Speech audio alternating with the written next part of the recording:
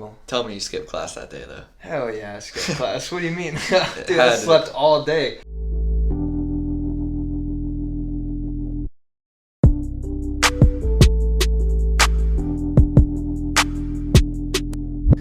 So the name, Small Town Talk. What do you think of it? I don't know, dude. That's a hard thing to decide. Like a whole name on a podcast. That's a tough decision to make. It is a tough decision. That's why. That's where it's got to be perfect because you're gonna be using it the entire rest of the time. Yeah. But any podcast comes, you can make any name up for each podcast. Doesn't matter because you're just gonna do the next one anyways. Well, it's absolutely hilarious if you think about it. It's so. If you think about it, Small Town Talk, if you make it shorter, it's STT, sort of like STD, sexually transmitted diseases. It's hilarious. It's a hilarious joke. Isn't it hilarious? I know, it's not funny, that's why it was funny to me. Yeah. I'm crying too. No, I'm shedding tears. Yes. I can see them. I know, you alright? I can feel them. But are you okay? Am I? What have you been up to in this past year, then? Alright, this past year, man. Wait. Before we get into that, I'm here with G-Baby, a.k.a. The Gager, a.k.a. The Gagger, a.k.a. Garrett Gager. A.k.a. your mama's boyfriend. Anyways, so basically, my last year has been evolved around working, school, and hanging out with my friends, my girlfriend, shout out Jasmine, and honestly just trying to get this rolling, man. How's your last year been?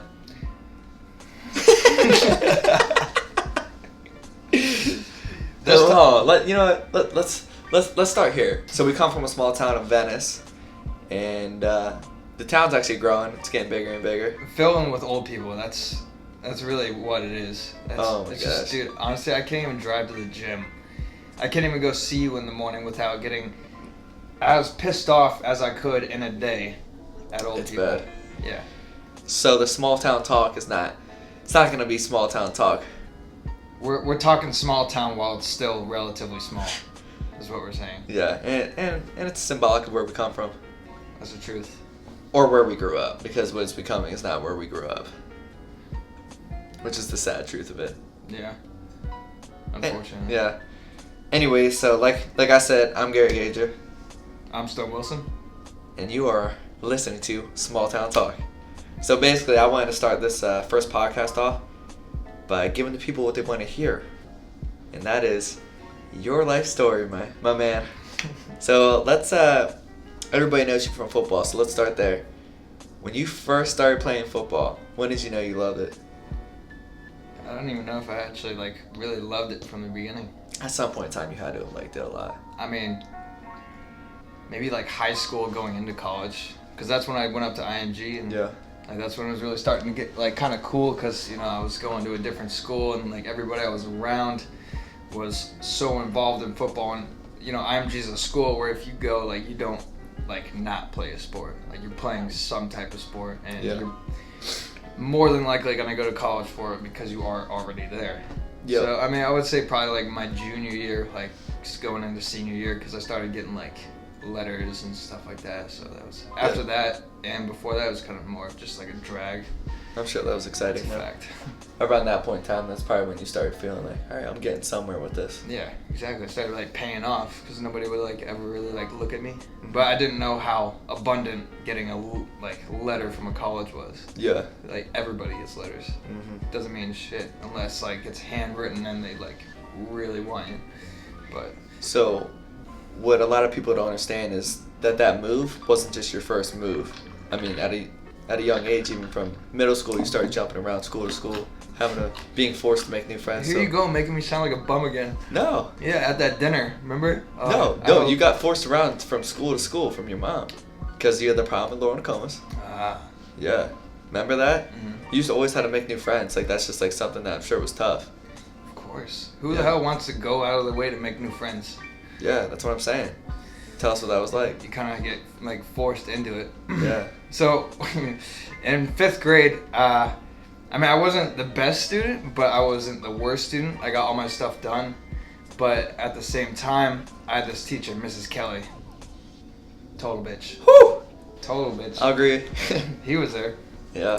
And so, like, I don't even know. I forgot what I did, but my mom had to come in and, talk to the teacher and everything. And that was not exactly the best day ever. And my mom ended up leaving. The teacher made my mom cry, and she went to talk to the principal and everything. And it was just that day, I mean, she decided to transfer me out. Like, just think about it. Like, from 5th grade, like, you're going into middle school.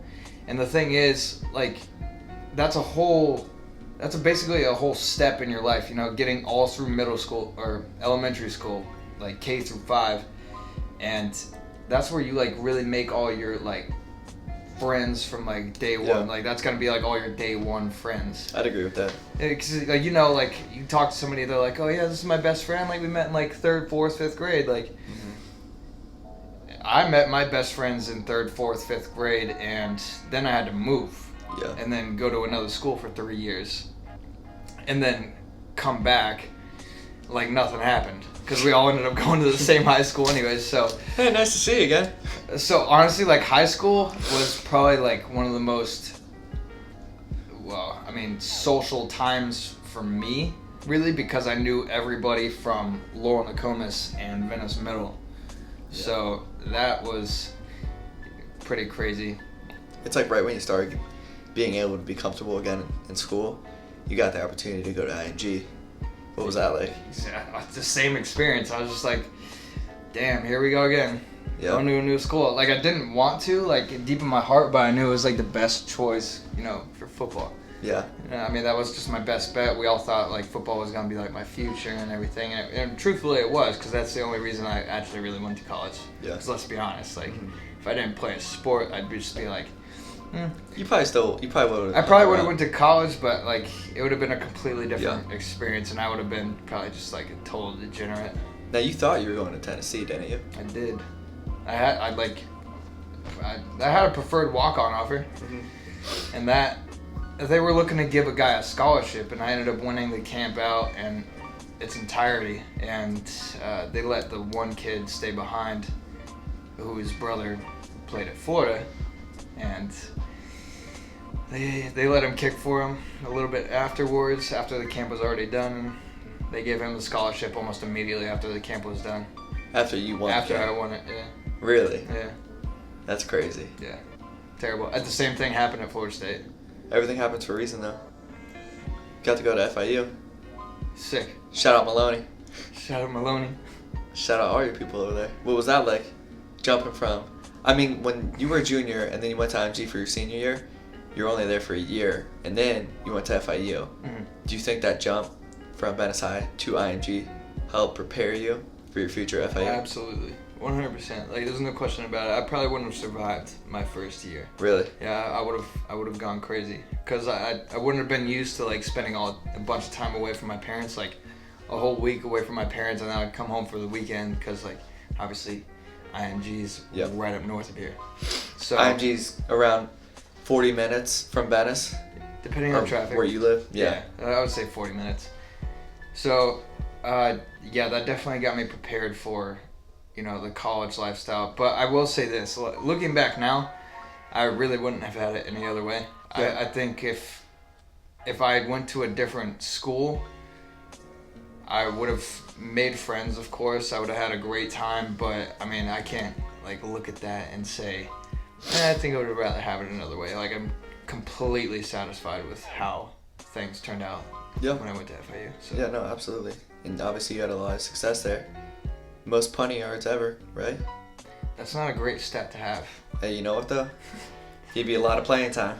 A hell of a lot of playing time. I think I have, like, the record for most punts as well, so that says something about the first 2 years. Gotta be the only punter there to ever throw a touchdown, too. I was. Yeah. Yeah, that's in the record books as well. Yes, sir. Savage. All right, so did you ever get homesick your freshman year, sophomore year, anytime there? I wasn't so much homesick. I was more just, like, girlfriend sick. Because I had that girlfriend in my senior year, and, like, I fell head over heels. I was in high school. I remember. High school sweetheart. Hell yeah. And then I was taking my big ass truck, driving 3.5 hours just to go see her. Tell them about prom night. Huh? Remember prom night? Oh my This is a crazy story. Okay, so this is dedication. Yeah, this is dedication for you right here. Just the purest form of it. So when I graduated high school, my girlfriend, she came from Sweden, and she had to spend another year. She got held back another year because of like the schooling program or whatever.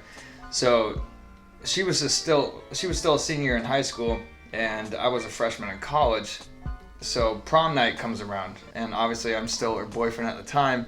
So what I did was drive there and back in one day. But when he says there and back, he means from Miami to Bradenton, back to Miami.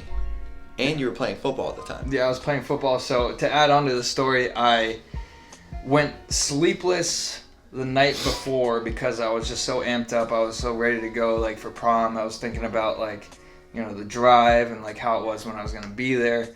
And I was thinking I was gonna have like a great time and everything, and I did have a great time, except, you know, the amount of traveling and the lack of sleep that I had was insane. So the night before, I got 0 sleep because I was all amped up. I went to practice that morning, did a full practice and a lift.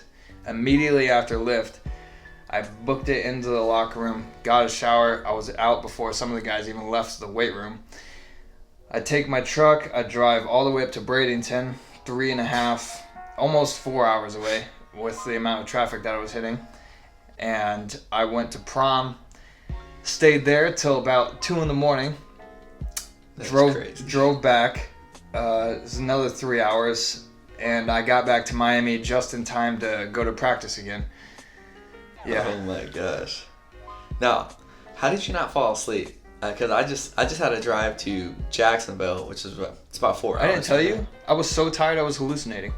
That happened to me on my way home from Jacksonville. I told you, I was driving down Alligator Alley, and I saw the cell phone tower, and like the 2 lights, like it went all the way, like there, it goes all the way up to the top of those 2 lights in the middle. I thought it was a levitating helicopter. Dude, when I was driving back from Jacksonville, like when I went and saw Forrest, I was driving back from Jacksonville, and dude, it was only like 11 o'clock, but I'd just been up all day.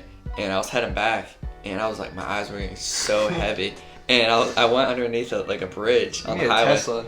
I went underneath a bridge. I looked behind me for some reason, and I looked forward. Dude, I thought I saw 3 telephone poles falling onto the road.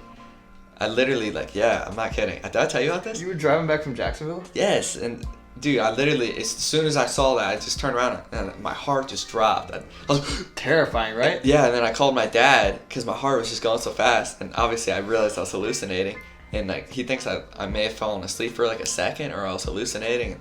I have no idea. No, for a fact, like I definitely like almost fell asleep like once, twice, maybe even 3 times I think. For sure. On the drive back because I'm coming out of practice off of a night of no sleep, going to prom, coming back at 2 in the morning, and dude, that was the worst drive ever. And then you probably got there around like 6:30. And what did you have practice at? 7:30 lift? Yeah. We had meetings first at 6:30. Dude, that's crazy. Yeah, it was miserable. Tell me you skipped class that day though. Hell yeah, I skipped class. What do you mean? Dude, I slept all day. Yeah. I slept literally I set an alarm because I knew I was gonna sleep the entire time. I only set an alarm for the next morning just in case I didn't wake up on my first alarm, and my first alarm was to like go eat something. That was it. No way. Yeah, I was not waking up. Oh my gosh. I was locked in. That is crazy. Hell yeah. My goodness. So how's the home buying going? Let's talk a little about your life, huh? My life's good, man. I just have an internship going on right now at Meritage Homes, and so right now I'm a sales intern. But how much do you curl? How much do I curl? How much do you curl? Like weight-wise? Yeah. At least 15 pounds. 15? Yeah, at least 15 pounds. Damn. Yeah. I'm still on 5. Really? Yeah. No. I gotta get my weight up. Partner boy over here benched 225 for 18 times one time? 17? 16? I took a video of it. I think my most is 17. I think it is too. 17 or 18. But yeah, man, so I'm in Venice right now. Sales intern. just unofficially got promoted to be a sales associate. Hey. So that's cooking up. And then I actually have a friend that goes to the University of Florida, and he's working on becoming a sports agent, and he was just speaking with some, I'm not exactly sure who it was within the Broncos organization, but yeah, he was speaking with like the vice president or something crazy. And then I told him that I always wanted to be a sports agent, so he told me to send him my resume. So I just got my resume together today and actually sent him that just in case. We should get him on the show. Oh, Chase? Yeah, we will get Chase on the show. Shout out Chase Jacobs. Chase Jacobs? Yes. Damn. Yeah, just saw him the other day at the gym. Yep. Lit. Yeah, he's balling. That'd probably be a good podcast to have. Oh, yeah. For kids that want to be like sports agents, you know, that couldn't like fully like commit. Like in your case, like you literally could not. Your knees are just gone. Yeah. So. People have worse knees, but my knees, there's a little subpar. But let's jump back to you. So, after you graduated, what were your thoughts? Obviously, you're preparing to go and join an NFL team. Were you expecting to get drafted, or? I mean, obviously, like positive thinking is just like, you know, it's kind of like a universal thing. Like if you think positive, then positive things will happen. So in my mind, you know, the combine was coming up. I was like, you know, there's, like, I'm really confident that, you know, somebody's seen me, and like they've seen my film, they've seen what I can do, they've seen my fakes, they've seen my punts and my stats. I'm just like, there's no way, like a touchdown pass. Yeah, like I mean, and plus I'm fast as shit. You are pretty fast. Yeah, but like I mean, nobody wanted to bring me into the combine, so I was like, all right, well, like that's no big deal. Like we got pro day coming up, so pro day came up, I balled out in that, I did really good. And that was cool. And then the time after that is just a fat period of like nothingness. Yeah. Like nothing's going on. Like it's all NFL teams just like trying to like, you know, sort out their boards and see who they want. So I knew that was going on. So I was just kind of like hopeful that, you know, a team was going to call me, and then a team that always gets one of our wide receivers every single year. It's probably going to be Maloney this year. Mark my words. He's going to get a phone call from the Falcons, and they're going to pick him up for like just a. They're only going to bring him on for like a preseason, and then like. Hopefully more though. Hopefully more though, Yeah. of course. But like, the only problem is like they do that. They've done that to our past two wide receivers. Really? Like from what I've known, and I didn't notice it like before, but I knew the one that I was with my freshman year went to the Falcons, and then. The next white wide receiver went to the Falcons, got cut, same deal. So like we'll see what happens this year. Well, that's what Forrest was telling me. So when I say Forrest, I'm speaking about Forrest Lamb. He's one of our friends that's fortunate enough to be playing out in California. The Chargers. Yeah, he plays for the Chargers. But so basically, Stone was reaching out to him for some advice, and I was kind of the middleman on giving it to you. So basically, he had a friend that. He went undrafted, and then he signed with the team afterwards, and the team brought him on, and just for preseason, and then he ended up getting hurt, and they barely gave him any snaps anyways. So then he gets released. Now he's got to wait a whole another year, and when the next year comes around, he has no film, he has nothing, because they didn't let him do anything. Who is it? I'm not sure. It's one of his friends from college. He played with somebody at Western Kentucky. Because that's kind of my same situation. Like I kicked in practice, and I probably should have gotten the film from practice just so I could send it to the teams, but like. I ended up not, and then I got like cut. So it was just a bullshit show. So now when they brought you on, they already had a great punter, didn't they? Yeah. So like our first actual practice together, I'm looking at him like. He got brought on. Who picked you up? So they know who we're talking about. The Dolphins. Okay. Miami Dolphins. Did you go undrafted? Undrafted free agent, yes. Okay. So how did that process work, real quick? So as I was saying before, like I got a call from the Falcons, I got a call from like the Chargers and stuff like that, and basically what they do is they ask if you have been talking to like anybody else, like what you've been doing lately, but like have you been talking to anybody else? Always talk that up. Mm-hmm. So, like even make it up. It doesn't like I didn't do that, but looking back now, I definitely would have done it. Cause like I mean, of course, coaches are friends with other coaches, you know. Players come and go like coaches do because, you know, they're part of a bigger program. Yeah. You know, and they're not the ones that make the calls if they stay on a team or not. So, you know, coaches intertwine so that, you know, they talk to each other too. So you got to be careful. But, I don't know. Where was it going?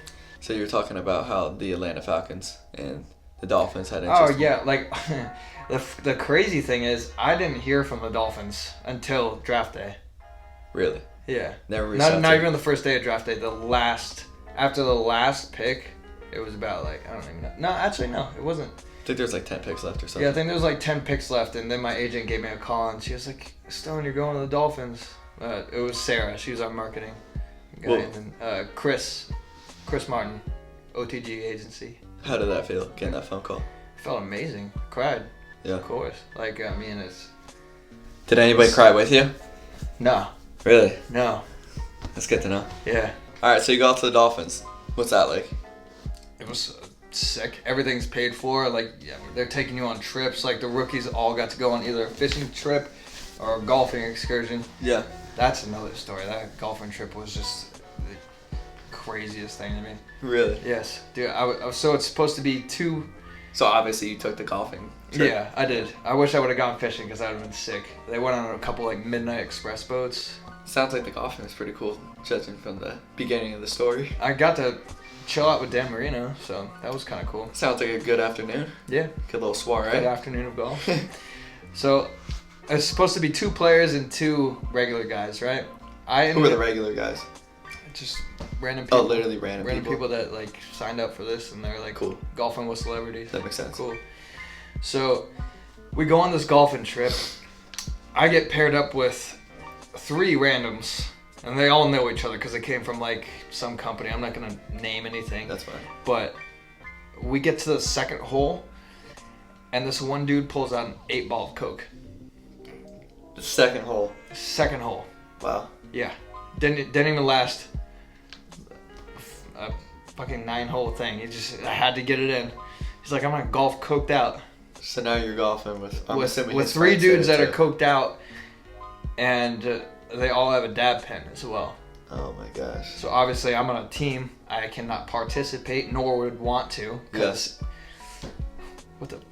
That's just crazy. Who's doing this? Who goes and golfs off coke?